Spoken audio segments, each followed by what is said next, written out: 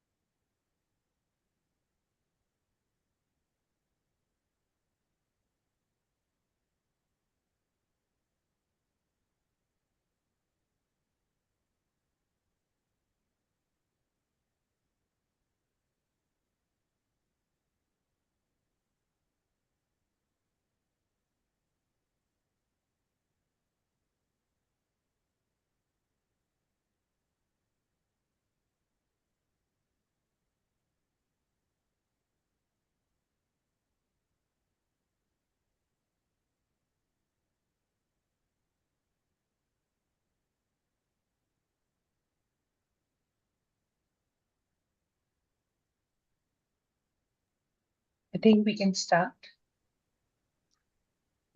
Thank you. Uh, Good day to all our participants. I am Vandana Randhawa, a FIDIC certified procurement specialist having a decade of experience in consultancy, procurement, and law firm management. I serve as a director at Legacy Law Offices LLP, and I also chair the Integrity Management Committee of CAAI. It is my absolute pleasure to welcome you all to this very important and impacting webinar on tackling fraud and corruption in the infrastructure sector. As the saying goes, when corruption lays a foundation, no project can stand tall. As professionals working in infrastructure and consulting engineering sector, we are all aware that fraud and corruption are not just ethical concerns, but they are operational and reputational risks that can erode public trust, inflate project costs, and derail developmental goals. Today's discussion is especially relevant as we aim to shift from reactive measures to proactive integrity management. To guide us on this path, we are joined by two highly accomplished speakers who are combined with experience spanning across finance, engineering, global consulting, and education.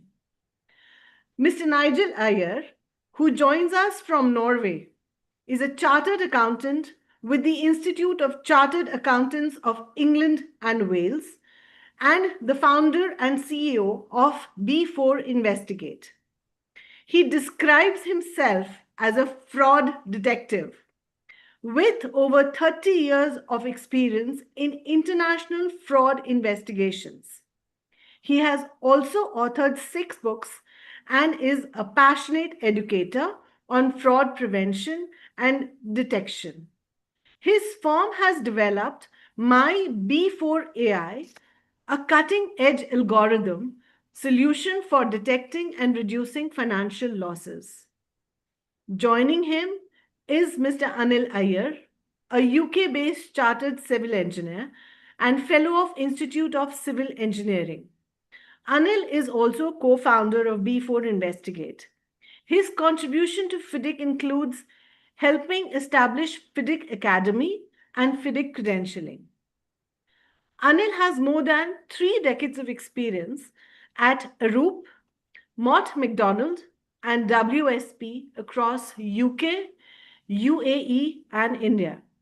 He is also a former COO of ACE UK. Many years ago, Anil, as a director of a consulting engineering company, identified a major fraud and corruption situation, which he successfully unraveled and resolved. Congratulations, Anil. That is very brave of you. He now dedicates his expertise in training professionals in integrity, ethics, and anti corruption in infrastructure projects. Before we begin, a gentle reminder to our audience to please feel free to use the question answer chat box throughout the session. We encourage participation and would appreciate an interactive session.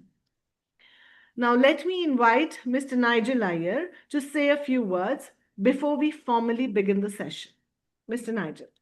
Oh, thank you very much, Vandana, and hello everyone, both in India and around the world. I'm very, very honored to be here because my parents are Indian. I've been to maybe India 40, 50 times in my life. I've worked there a lot, and I'm coming back in 2 weeks' time to hold a workshop in Mumbai.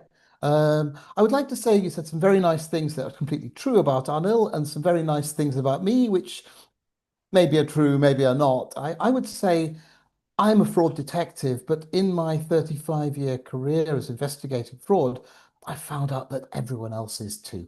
And that is my mantra, is that everyone is a fraud detective. It's like cooking. Some people say I can't cook, but actually everyone can cook. It's in you as a human being. So what we're going to do in this webinar is, as Vandana said, it's going to be interactive. We're going to ask you questions. We're not going to just talk like talking heads. We're going to try to get you involved. So please do get involved. Use the chat like you've been doing. Hope someone's fixed the echo. Interact with the polls and say things. And please, one thing I'd like to say is if I say something that is a little controversial, the reason was because we need dialogue in this space. Thanks, Vandana. Yes. My first question is to Nigel. Based on your experience, how would you compare the prevalence of fraud and corruption in the infrastructure sector to any other industry? Wow, big question, big question. I would say that what it is in the whole world, I think I'll say one thing. My father's Indian and my mother's Indian, and they both wanted to me to become a doctor in Britain, like many Indian parents.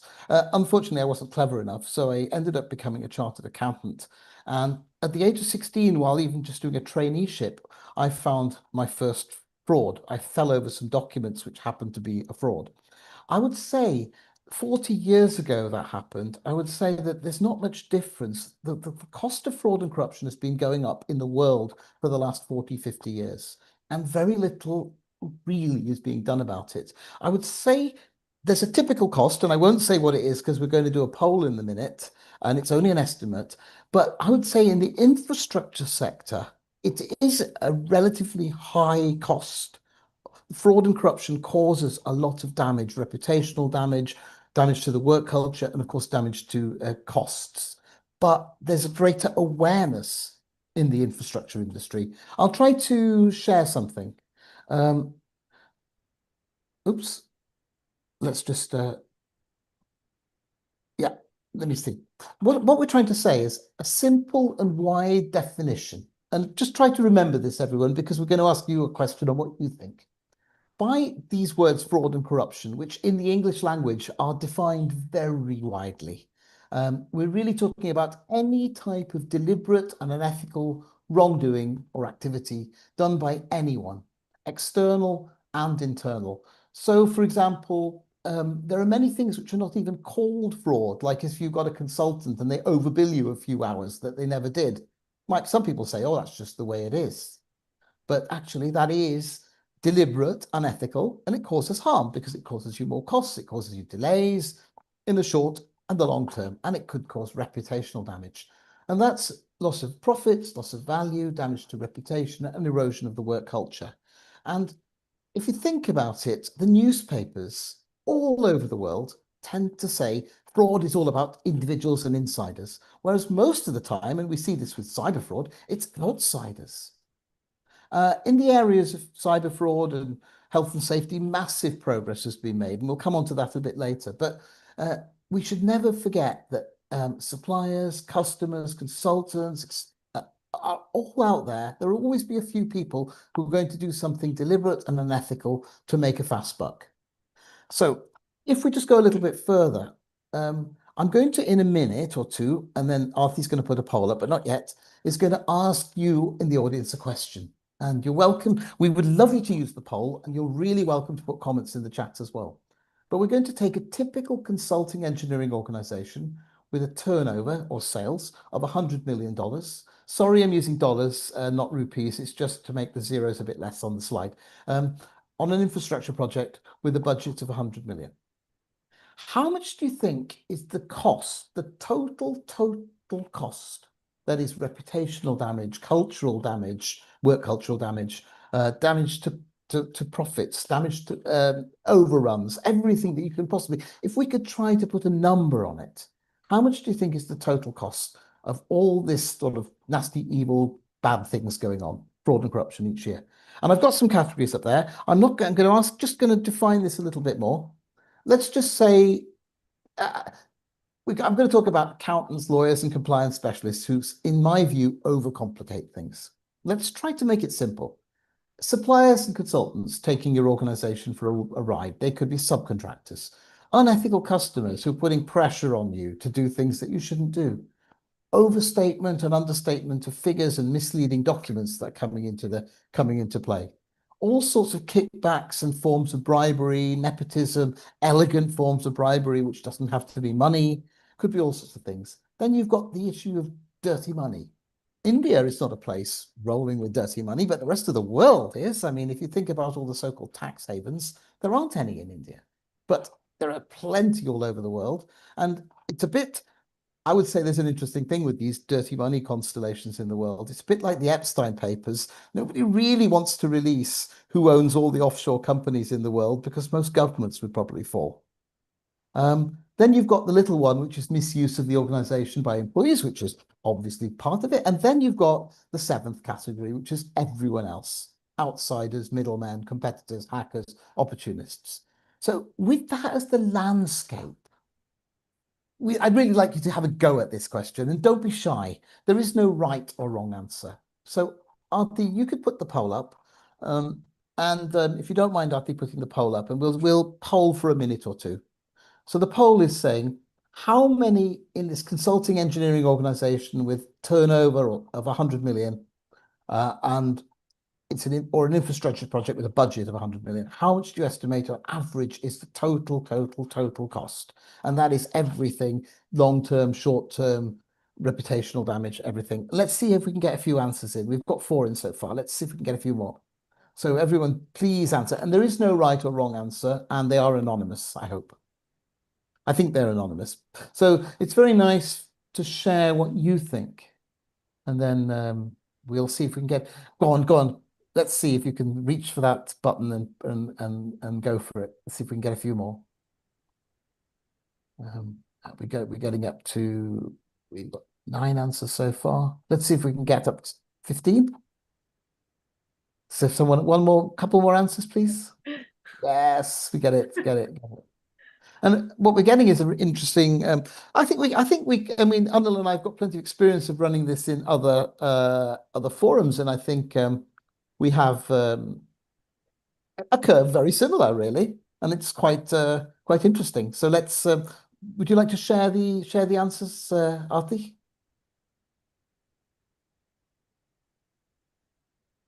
Okay. I can see the results. So there, hopefully we can all see the results. For those of you who are maybe doing this webinar while driving and shouldn't be looking at the screen and all that. So we've got 18% say that it's between, it's 0 to 100,000. That's 0 to 0.1%. Then we've got nothing in the middle category. Then we've got 27%, 1 to 5 million. And then we've got the majority, that's 55%, say that the actual cost is greater than 7 million. Which is interesting. None of these answers are wrong because it depends on your organization, it depends on your industry, it depends on how you interpreted the question. But what is interesting is if we average the average, it's still a large amount of money. And I think you're confirming that fraud and corruption is possibly today the largest unmanaged risk in the world that we have. Because things like war is a risk, but it's partly being managed. But fraud and corruption, if it's this much, and if we could bring back this money, if we could put it back, there'd be a lot of gain in the world. We could probably do a lot more. We could achieve a lot more as a human race. Anil, would you like to comment on this? I mean, I think it's fair to say that in the infrastructure industry, the figure is higher. If you take the figure around the world, if you look percentage-wise, we're talking about, say, 5 to 6% is the average across all industries.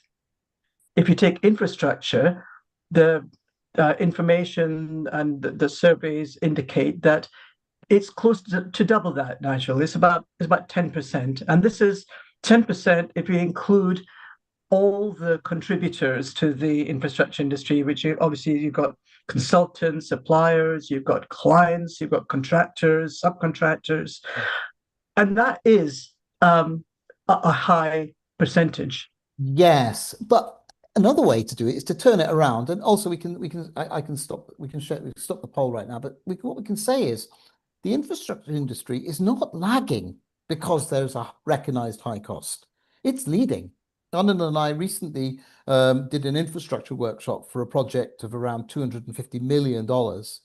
And what they noticed, they said before the project starts, we would like to map out and identify where fraud and corruption is happening. And we are infrastructure experts. This is not the auditors, compliance and risk people. These are the actual people. They said, we understand it. We want to recognize it and remove it. So I would say in many ways, infrastructure is leading in recognizing the risk of fraud and corruption. Vandana? Yes, thank you. Thank you. That was really enlightening. And the poll was very interesting. Yes. Just about 11 people participated. The others seem scared. Never mind. Anil, this one is, yeah. Anil, this one is for you. From your work with major engineering firms and of course FIDIC, where do you see the most common weakness to fraud and corruption in infrastructure projects? That's quite interesting. If you look at infrastructure projects, and I'm talking about infrastructure as an industry compared to other industries, we've got a huge supply chain. Particularly with the larger projects, you may have like suppliers, subconsultants working for consultants, contractors subcontract out their work, which in turn is subcontracted to others. And even at the client level, the decision making is often made by consultants. So you've got a lot of people involved. Think of another reason, Vandana. I mean, why are infrastructure projects constructed? They serve a social purpose, such as houses, schools, hospitals, or an economic purpose, such as offices, shops, roads, railways. Some clients treat them as vanity projects. In other words, the politician or a prominent person takes the opportunity to promote it for their own gains, to receive praise or gain further recognition. I mean, there's lots of other examples of that, but I'll tell you one basic reason why infrastructure projects are vulnerable to fraud and corruption, and it's a simple one. Engineers are just simply not ready for that situation. And if and when the situation that happens, the first reaction is, oh, let's bring in the lawyers and accountants, rather than deal with the situation themselves. And this is the message we're trying to get across, is it needs to be self-policing. Vandana? I totally agree with you. I totally agree. We all are responsible. Now, before I ask my next question, there is a gentle reminder to all my participants to please pose their questions to Nigel and Anil in the chat box. I don't see too many questions coming up. Please, I encourage all of you to be more interactive. Nigel, this one is for you. Okay. Fraud and corruption come at a high cost across all industries. And while our sector may have recognized the risks earlier, exposure still persists. Now, the real question is, why does this continue to be the case? And more importantly, what can we as infrastructure professionals do to address it? Okay. I think Thanks, Vandana. I think the why is going back to what Anil just said now about, and I've talked to lots of engineers. I mean, I have the highest respect in the world for engineers because these are the people who build, maintain, and develop our world. Infrastructure people being part of that. I think it goes back to what Anil was saying. There has been a tendency, and I've seen it because I started working out in a city in the UK called Manchester, and well, even though I was an accountant, I was always at plants. I was always on. Later on, I worked in the oil industry. I was always working close to engineers, and I saw people were responsible. What has happened over 30 to 40 years? And now I'm probably going to out everyone in my own profession of accountants and all that, is a kind of specialization that we are the fraud specialists, we are compliance people, we are risk people, we are audit people, or we produce procedures. And those people have become the so-called gods of fraud and corruption and said to everyone else, you don't know anything. And it's left us with something. And the model that kind of describes it the best is something called the lines of defense model. And I'll just put a slide up saying lines of defense. Something that was introduced maybe, and I'm very against this model, that 30 years ago, there was a so-called model saying that every organization needs 3 lines of defense. And it was a way of recognizing fraud and corruption is a big, big issue. It was dealt with not in the same way as health and safety at work or in the same way as cybercrime. It was dealt with by financial people and typically accountants like myself, who I'm embarrassed to be one of sometimes. They said every organization should have 3 lines of defense. The first line, let's start from the top. They actually said there's a 4th line of defense called the external auditors. But if anyone can tell me about external auditors that find frauds, please make my day, as I would say. But the 3rd line of defense was supposed to be the internal audit. Now, typically, there are a few people, and there are quite a few good people. Some of them have typically internal audit recruited from non-financial backgrounds, but they're usually in a major company with 30,000 employees worldwide. Typically, in a major industrial company, it can be 5 people in internal audit.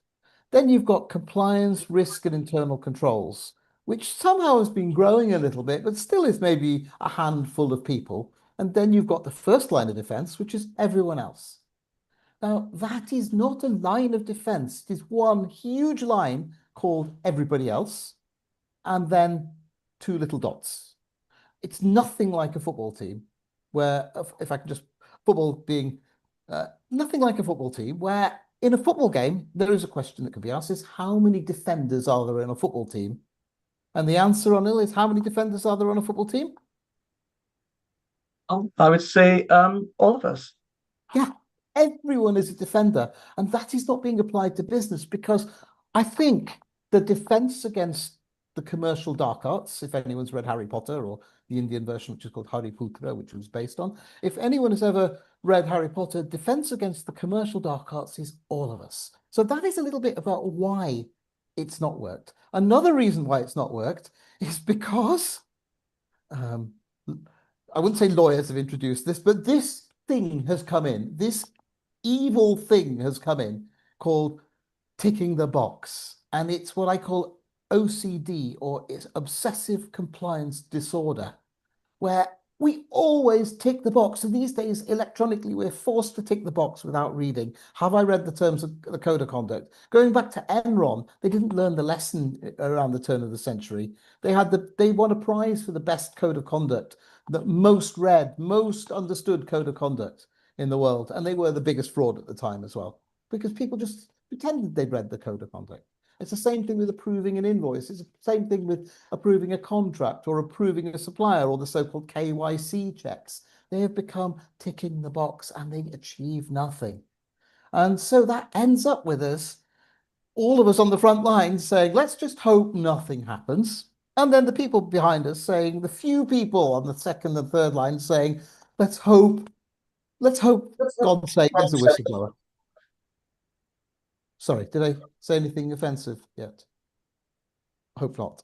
Anyway, so we're in a situation where at least the infrastructure industry, and I do enjoy working with FIDIC because they have recognized this. I enjoyed working with organizations in the United Nations because they recognize this. It's a massive unmanaged cost and it needs everybody on board, which appeals to me because I think everyone should be a fraud detective. So what can we do about it? You asked me. What needs to be done? Let's try it. Let's not explain, let's try it. The first one is how to think like a thief. And what it is if you are not a very good football or not a very good cricket team, and you're playing against a great football team or a great cricket team like India, then you're trying to find out how is the opposition going to outplay us. And thinking like a thief is exactly the same way. It's how is the opposition going to outplay us? The other one is called spotting the red flags, and we'll do two little exercises now. And rather than, I can summarize at the end, but rather let's just try it. And so those of you who are online, please, please, please engage. You'll just have a little question to answer, but really it's to be engaging with your brain. What I want to do is it's going to be 2 minutes, and I'm looking at the clock, we are on time. You've got 2 minutes to decide which is the best way to defraud your organization. And we've seen that people are coming from all sorts of organizations, from consulting industry, from engineering companies, infrastructure. All of you can be victims to fraud. What's the best way to defraud your organization of at least $5,000 in the next 12 months and not get caught? But that goes with the question. What you don't need any fantastic tools. I think it's beautifully described as you need a bit of influence. You need to identify the window of opportunity, the loopholes in the system. And I gave you one earlier, which is people tick things and sign off things without reading them, and have motivation.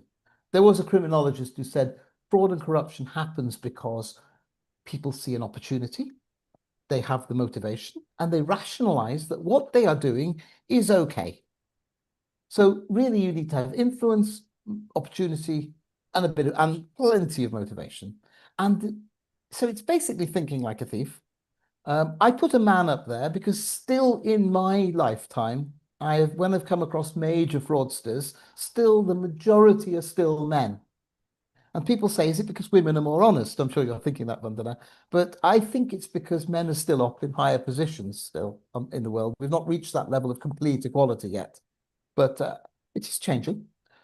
Pardon me, be whoever you like. So in other words, don't just feel that you have to be an employee, feel you could be a supplier, you could be a subcontractor, you could be, I dare I say it, a quantity surveyor. You could be anyone you like, any position you like. And then, yeah, and Artie's put the poll up now. No, you put the wrong poll up, Artie. At least the poll came up.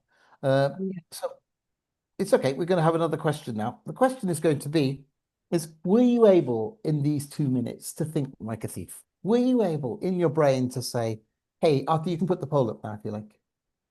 Were you able to come up with a method where you could say, I could be XYZ and I could do this to my organization and get away with it? And we're talking about small sums of money. Maybe you could think of more methods. So pick the answer which is most suitable to you.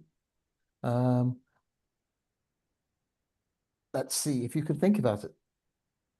And let's see how it's going. You've got to think in terms of who would I be and what would I do? And we're not trying to say there's a right or wrong answer here.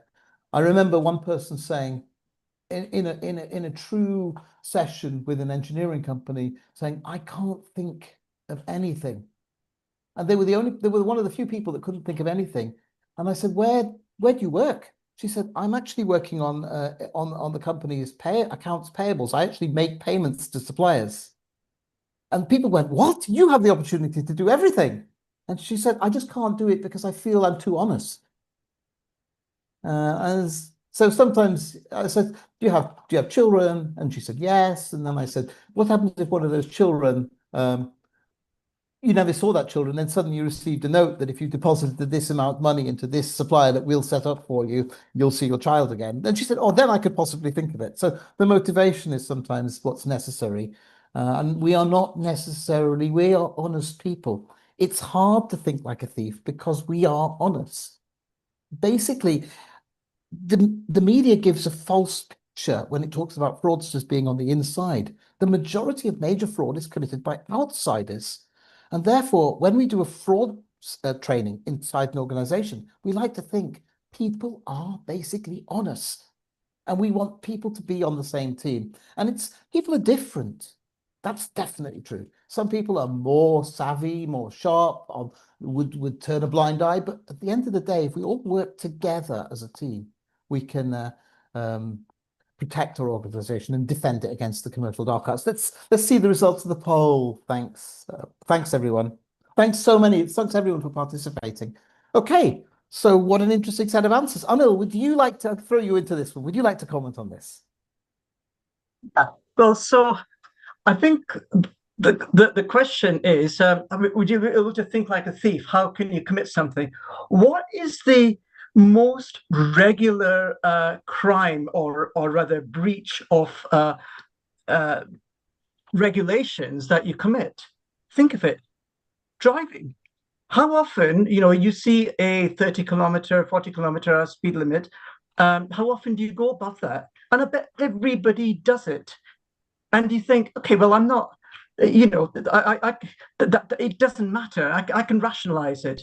So that there are ways that there's always ways of thinking of doing things. I mean, I see two people have said this was really hard. I can't think of people. I think, understand.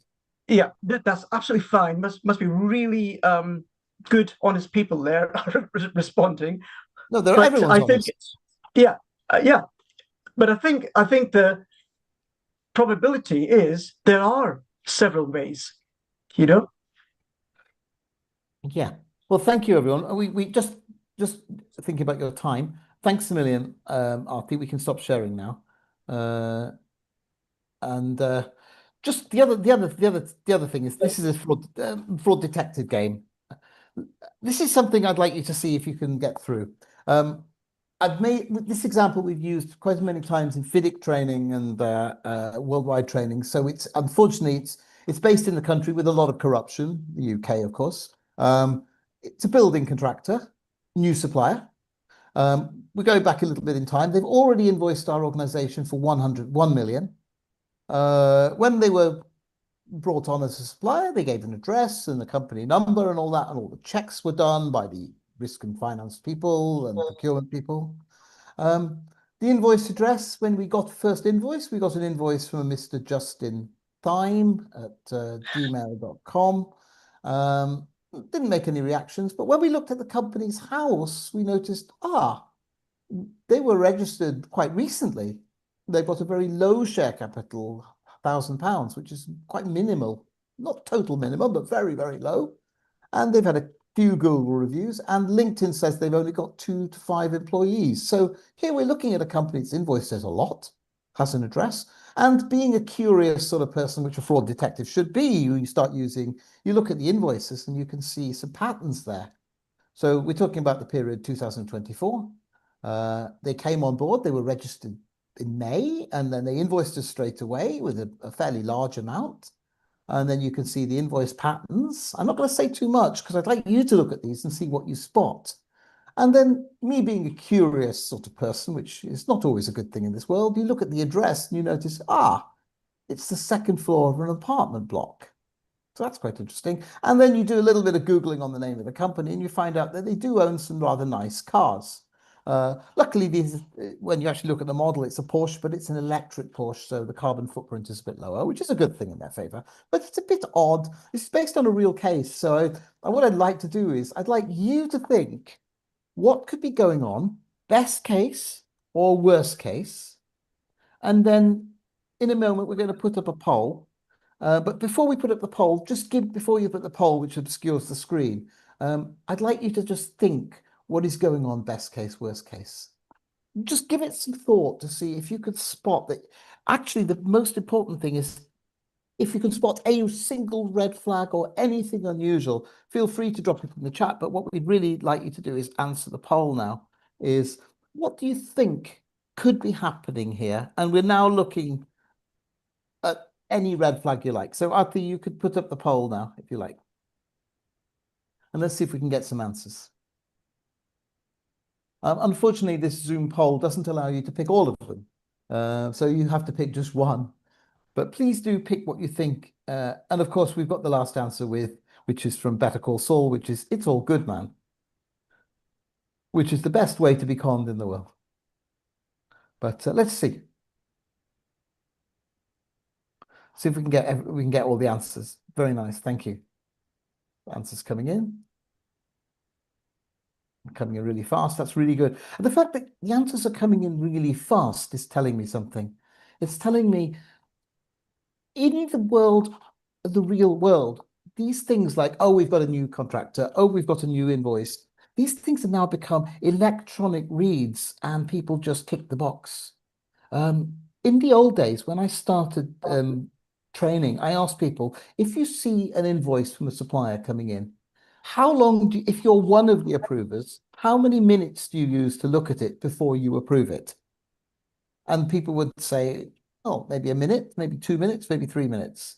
Today, we're talking about seconds, or because you can press a button without looking at it to say yes, microseconds. So that's the danger that we are. Okay, so we've got some answers. Do you want to share the poll, Arti? Thank you.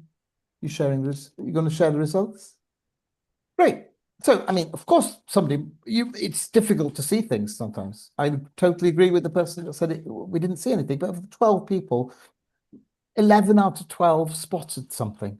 And that is enough because you only need a few people to spot something. And those people that spotted anything, you're not whistleblowers. You're just doing your job on the front line saying something is happening. And remember, we don't have 3 lines of defense or 4 lines. We have 1 line of defense. And most of us are on that line. That was a little bit from me, Vandana. And I think I'll stop talking now. So very, very well said, Nigel. I mean, I started thinking like a thief, and then I realized that I'm a God-fearing person. I'll be punished by God if I think like a thief. And we all Indians are, and I'm sure, the participants would also believe in that. yeah, and but there again, India is a country that's defended its borders really well because it allows itself, and the Indian Army is something I tremendously respect, actually. We've got several relatives in the army because they allowed themselves to outthink the opposition. Absolutely. Absolutely. My 4th question is for you, Anil. What role can engineering institutions and professionals, credentialing bodies play in fostering a culture of integrity? Thank you for that. I like that question. I mean, my current work, I do a lot with the Institution of Civil Engineers because I review, examine candidates at all levels. And for me, it's my way of keeping up with the profession, the industry, what youngsters are thinking about. And of course, I ask questions on integrity, fraud, and corruption as well. So I think to respond to your question, I think the first key issue is you've got to, if you feature integrity as a key value that all members or persons who interact with these bodies are expected to take on board with a zero tolerance for fraud and corruption. And I think that value needs to be highlighted. I know it's certainly there in FIDIC, and you as chair of the Integrity Management Committee for CEAI, that is clearly highly valued within CEAI as well. And similarly, we've got like the Code of Conduct for the Institution of Civil Engineers, and all, or I would say the majority of large consulting organizations do have like visions and values, and integrity or some equivalent of that is featured. That wording has to be direct and catchy as well, so that people can relate to it. Okay. It's not some long legal document. That's not going to serve any purpose. People have got to be able to relate to it.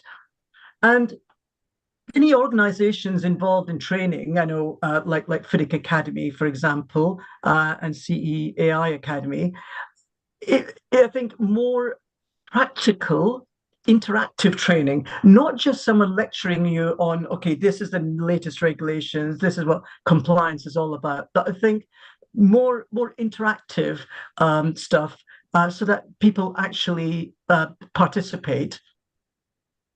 hopefully that answers your question, Vandana. Yes, yes. Thank you, Anil. So I have another one for you, Anil. I would like to hear you more. Sure. Can you emphasize the need to change the mindset towards fraud and corruption? Elaborating on what kind of mindset shift are we talking about? Okay, right, all right. If you think about it now, ask an engineer whose responsibility is health and safety. They'll say, well, it's my responsibility, but obviously those around me as well. But they know the answer. They know the answer to that, and they know what health and safety measures to apply, to their project, to their business, because it is ingrained within their education. Similarly, on sustainability. Now, obviously, in different parts of the world, it's looked upon differently, but everyone knows about carbon management, the sustainable development goals. And when I say everyone, I mean really within everyone in the company will be able to answer questions on that. If you ask about digital transformation and artificial intelligence, okay, there may be different levels, but really your youngster is able to respond on AI. So really, these are subjects that that engineers deal with on a day-to-day basis. But ask, whose responsibility is spotting and resolving fraud and corruption? The answer tends to be, well, our lawyers and accountants tend to deal with that kind of thing. We do, yes, we have some training in it, but that is the mindset which I feel has to change. We shouldn't have to wait a year after the incident for someone to say, oh, well, in the audit for the last 12 months, this is what we discovered. So that's the mindset I'm talking about, Vandana. Yeah, what he's saying, find the problem before it goes out of control. And it's only people, it's the majority of people. I think health and safety is the best example. So someone working on a construction site spots something, they say it straight away. There's a saying, see it, say it, sort it out. Sort it out. It's the same, but fraud and corruption has been stolen from the people. Yes, we should all be conscious about it. I encourage my audience to please ask questions. I don't see any questions coming up. So I encourage all of you. I'm sure you must be having a lot of questions in your mind. Please go ahead and ask. Now, this one is for both of you. How do you respond to the belief that fraud is inevitable in large-scale projects? Is that a fatalism dangerous? I can kick off with that. I can't answer the whole question, but I have great issues, Vandana, if people tell me, well, fraud and corruption is a risk. I don't believe it is a risk. It is an inevitability. It will happen. And our industry needs, well, a serious wake-up call that it is out there. Stop burying our heads in the sand. Particularly consultants. I mean, and I say this from having 30 years in consultancy practice. It's like, oh, well, okay, yeah, there is some fraud. It's the contractors. No, it's there. It is there, So we need a wake-up call. If we've got any sense of loyalty, responsibility to our projects or businesses, we should call it out and say we will not tolerate it. I don't, Nigel, if you want to pick up on other ways of looking at it. I think very simply, it's fatalism is to say that things just normally happen. I think that was the way people actually dealt with health and safety and made things so much safer in the world today. I think the airline industry, even though it's maybe not a good time to say that, but there are percentage-wise, even though there was a very tragic crash recently in Ahmedabad, percentage-wise, airlines learn. There's another thing they do. They know it's going to happen, then they get together, take blame off the table, whereas journalists might put blame, but when they're trying to sort out root causes, they work out why it happened to make it safer for the future. And I think that's not done in fraud and corruption. It's allow the media in straight away, let's have lots of blame and make it horrible. No one can say anything. So I think it's Of course, it's happening. It happens all the time. 6%, 7%, 5%. It's a huge amount in the global economy. That's not fatalistic. It's not a risk. It's a certainty. But we can stop it before it gets out of control. Yes. Done. Even 1% is dangerous, I must say. Yeah. Yes, definitely. So, to summarize till now, what are your top 3 practical steps to consulting engineering company to take can take to begin tackling fraud internally? I repeat my question. What are the top 3 practical steps a consulting engineering company can take to begin tackling fraud internally? Right. When you say internally, I mean what I'm actually going to say is the tackling that's done internally. Fraud happens from the externals as well. So the first thing you do is an organization says, let's get together and work out what are the most likely frauds that are going to attack our organization. Basically taking the think like a thief method and expanding it to who are the people that are going to do bad things to our organization and how are they going to do it? Once you identify where the threats are coming from, you can do something about it. So recognition is the first thing. The second thing is train everyone in early detection. That little silly exercise that we did, which people got the answer to, is all about scenario, scenario, scenario. How do you detect it? I think in cybercrime, there's a lot of training. Just the whole organization should say, if you get an email which says your PayPal account has expired and you don't have a PayPal account worth thinking about, and generally you can spot spam emails. It's the same thing, detection. And also the last one, well, the thing is encourage internally everybody to be a defender of the organization. That's the biggest thing. So it's everyone on the same team. So those of you in organizations where you have compliance and risk departments, I know lots of really good ones that try to spread the message out, to try to say, it's not just us. It's not just us 0.001% of the people that take care of fraud. It's all of us. Don't tick the box. And I would go back to what you said at the beginning. When Anil had his issue many years ago, I was there, and I remember Anil saying, "Oh, things are okay. It all looks fine. Everything looks good." This was the very initially, and then he said, "Things are looking really wrong." And this is where we went back to the head of the senior people in the company, who then understood that they needed to listen to the people. And Anil had a senior role, but he was still out there on the ground. And to listen to him and realize that all the things that we think shouldn't be happening, they are happening because we had ticked the box, we had papered over the cracks. I think it was an interesting learning experience, Anil, wasn't it? Yeah. Actually, one thing that the audience may not be clear about, they'll have noticed we have the same surname. So our fathers are brothers. We are first cousins. The only difference is Nigel was brought up in England and I was brought up in a much nicer place called Scotland. But that's how Nigel and I actually have known each other through our lives. Regarding the experience I had, I mean, I think the positive spin on it is I've come out of it really educated, enlightened, and alert as well. And I feel I did the right thing. Going through that experience was painful, and I think that's a very common thread. It is not a pleasant experience to go through if you are seeing things that are happening around you, which you know are not right, okay? And yet you're in a position of responsibility where you think, my goodness, what can I actually do about it? How, if I say anything, it's going to disrupt the livelihoods of my employees or the people I work with, etc. It's going to cause disruption. It's going to upset people, etc.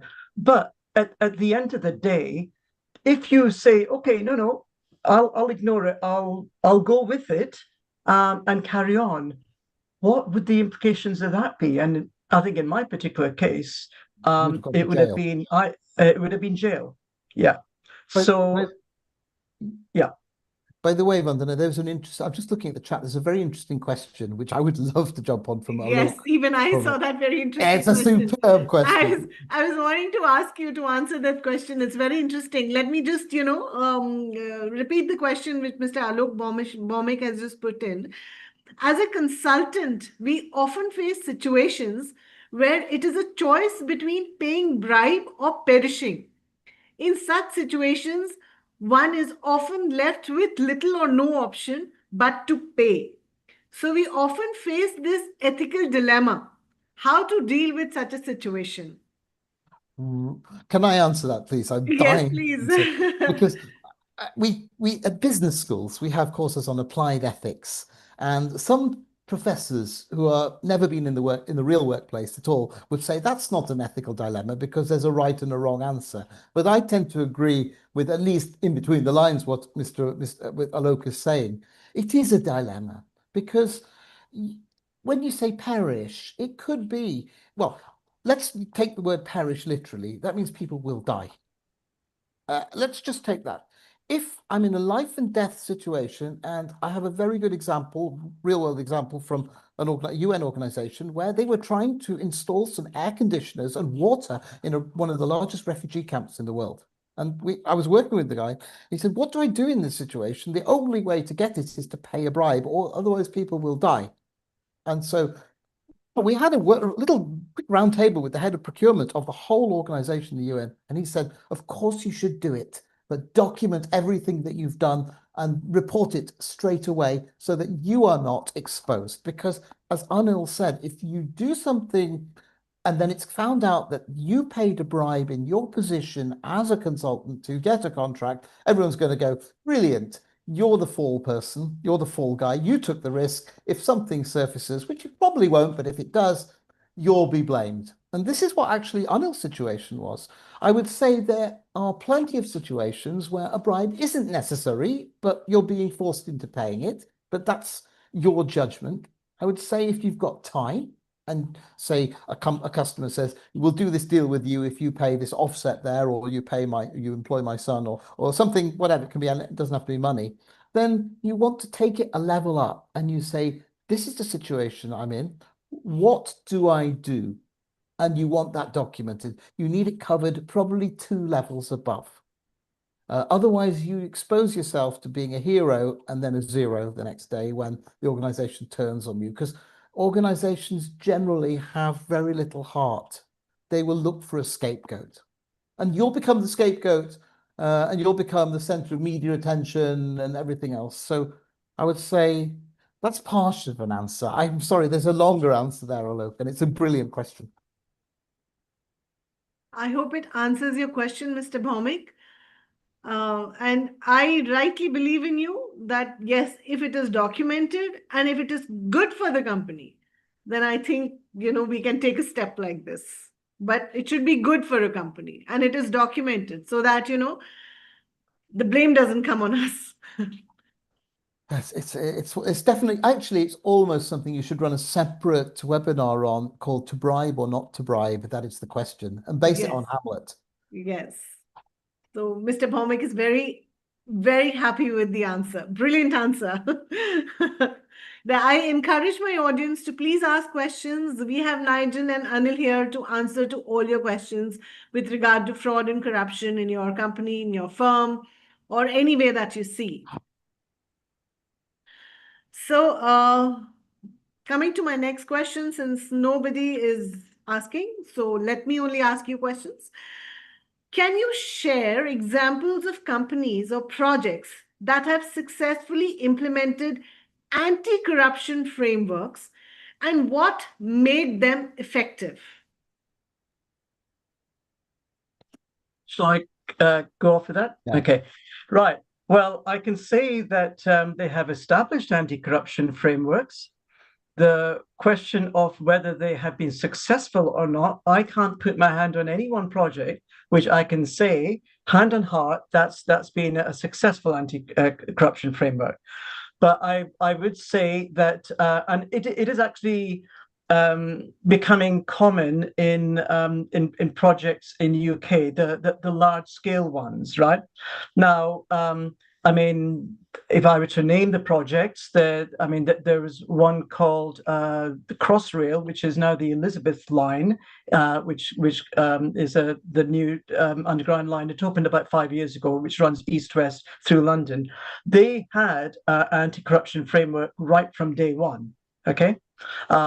Now, in terms of what it successfully, I would say, generally addressed was the conventional types of fraud and corruption issues. Well, I wouldn't say they were wiped out, but they were minimized. I mean, they were probably lower than others. You know, people having backhanders, people stealing supplies, that kind of thing. Where the costs of the project, however, still went over budget. Okay, and I think a lot of that is related not to, if you like, direct crime as such, but people taking advantage of Britain's planning laws. Now, our planning legislation it's over quite a long time. I'll give you another example. We have a project called High Speed 2, right, which is meant to be the UK's flagship project for high-speed rail. It has become a laughingstock in the country, sadly. It was the whole concept was started at the start of the century, in the early 2000s, at the same time when China had no high-speed rail. It's 2025. In 2025, China has built 50,000 kilometers of high-speed rail. The UK has built 108 kilometers of high-speed rail. Look at that difference, right? And that is, I know China is a much bigger country, but nothing has quite got off the ground because of planning and people taking advantage of planning to say, right, that track's going to go over my land, so this is my cost, my charge for it. They'll give a highly inflated cost, and it's become the most expensive project ever. So that, by nature of, if you like, a legal system, the legal planning system has been has resulted in this situation. Sorry, back to you, Nigel. I would say Anil and I, we might be related, even though I try to deny it. I'm an optimist. I've seen loads of projects and companies where they've built a defensive shield. And I really mean like a defensive shield. I'm very into Marvel movies. I'm very into this concept that we can defend against the bad stuff. But I'm looking also at a comment from Deepak Kumar in the chat. He's absolutely right. You recruit successful people. Well, maybe there's a successful people that did pay bribes to get a contract. So you're recruiting the people you don't want. And the agencies, they can't check these things. They just haven't got the ability. What I do believe is it's about mindset. You have to create a mindset where it's about we, the organization, want to defend against corruption and fraud. We don't mind what you've done in your past. We want you to defend our organization and do it proudly. So it's about building that defensive shield through involving everyone. And I've seen organizations that have done that. The UN organizations that I've worked with have really, really tried to bring in everyone into the playing field. And they've done it. The other thing is to avoid words like frameworks and compliance. They're very dull words. Use words like defense against the commercial dark arts, and have fun finding fraud and stopping it early and kick fraud out the door. I think we need something catchy. I think Mr. Deepak Kumar's question is answered here by Nigel. A very good comment. Are you happy with the answer, Mr. Deepak? And Aarti, do we have some more time? Can I ask a few more questions? Yes, we do. All right, great. So, yes, Mr. Deepak Kumar is thanking you. Thank you for the answer. As you've already explained, in your career that there have been lessons, but another question, what has been the most surprising case or a lesson in your careers related to fraud? One of the most surprising ones was Anil's, which I can't talk about. Yeah. Because at the end of the day, I can say one thing, because it's very pro the company. after a lot of middle people trying to push him down and kick him out and have him killed and all the usual things that, you know, happen to whistleblowers, when we got finally to a simple court case, and it was just a court case for unfair dismissal at the end. You shouldn't dismiss someone who actually points out how to save the company, but that's actually what happened lower down in the ranks. When we got to that, the head of the company came down and said, the new head came down and said, I just want to shake your hand and say thank you for being brave enough to help our company. And that was a real surprise to me, that they took it on board to actually say, let's clean up. But I think the other surprise is there's a concept called restorative justice. And, you know, one of the people in the last century who came up with the concept of restorative justice was Mahatma Gandhi.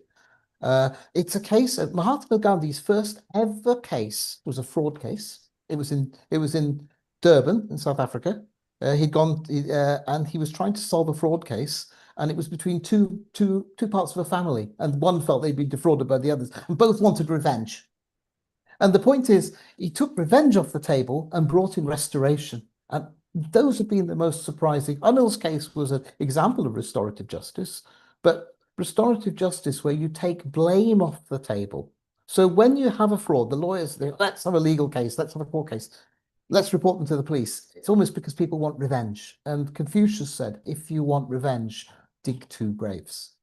And I found out when that's been applied to get a solution and resolve things, we've got the best results. So that's been the most enjoyable and surprising lessons in my career, is that people are willing to resolve things if you give them the opportunity. Sorry, Vandana? I think we lost Vandana. Yeah. I think, Aarti, I'll assume you'll try and recover. If I can just add to that, I mean, Nigel's experience in fighting fraud is much longer than mine. Mine was my wake-up call that I had as a consequence of this incident. But what I have to say is, ever since I had that wake-up call, I have found it easier to spot fraud. You know, it's I'm seeing it happen more frequently now that I'm older and wiser. And So, I would say that whilst Anil and I are not young, but for young people who are entering into any sort of career in infrastructure or engineering, I would say take an interest in that the commercial dark arts are out there, and you will be the first to spot them. Once you're aware, you'll see it. So I'd say that that's my advice to everyone, is right back to the beginning. Being a fraud detective isn't just a few people in finance or legal or compliance. It's actually everyone. And I would say even more so, everyone. Aarti, we seem to have lost Aarti, and or we seem to have lost Aarti. There, you're there. We seem to have lost Vandana. Yes, I think there's some internet problem. She got disconnected. So I think we have come towards the end. Would you like to put in some closing words? sure. Well, from my perspective, I think thank you everyone for tuning in. My understanding is that this session will also it's being live streamed on YouTube. So thank you not only to those who have joined us on Zoom, but those people who we don't know who you are, and those of you who may view us again in the future. Thank you very much for your time. Yeah, I'd like to say thank you. And if anyone's got any other comments, my parents gave me, for some reason, a rather unique name. So just find me and by all means connect and ask us. If you have any questions, or route them through CEAR. Right. Well. Okay. Thank you, Nigel. Thank you, Anil. It was a wonderful session today, and I think everybody enjoyed it and learned a lot. Do feel free to connect with us for more questions, and we'll forward it to them.